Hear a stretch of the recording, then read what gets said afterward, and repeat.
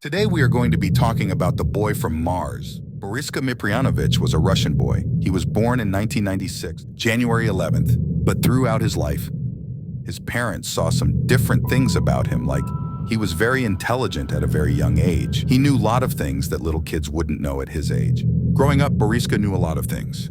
He actually went to kindergarten at age 2, spoke about alien civilization from a very early age in his life. His parents always saw him meditate for hours.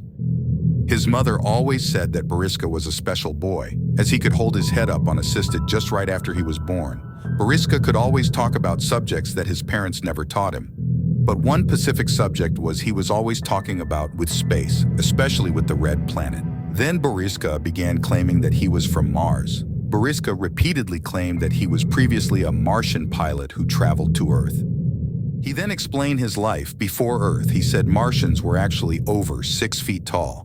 They stopped aging around the age of 35. Even explained what was it like to be a Martian pilot.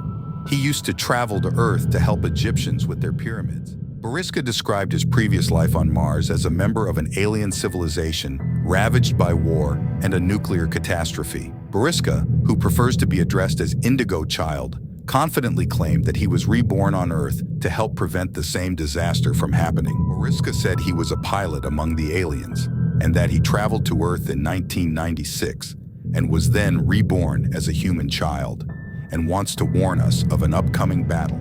He also said that there are other survivors from Mars who escaped the apocalypse by building protective shelters. Aside from the revelations about his Martian life, Boris also claimed that the human race has much more knowledge to unlock, and the key lies behind the ear of the Great Sphinx in Egypt. He claimed that his race disappeared from Mars due to a nuclear war that took place 1,000 years ago. According to the kid, there are numerous clues that point out the same outcome on Earth, and it may happen very soon. To prevent human extinction from happening, 𝐟𝐸𝐸𝐬𝐬𝐬 explained that he was sent to relay a warning for Earth's citizens. The main interest of the boy upon his arrival was to save the fate of humanity from the unfortunate disaster that happened to his people. 𝐟𝐸𝐸𝐬𝐬𝐬 narrated how he remembers the exact events from the time when he was still a Martian pilot.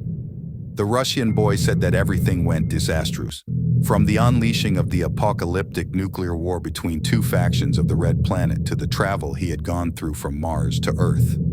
According to the U.S. Sun report, 𝐟𝐸𝐸𝐬𝐬𝐬𝐬 said that there are still a few of his species that survived the extinction, and they are in the process of reconstructing the architecture of the planet, as well as building new kinds of advanced weapons, all for defense.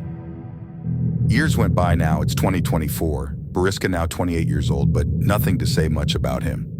I found some interesting things about what he could be doing right now, so let's get into it. What happened to the boy from Mars?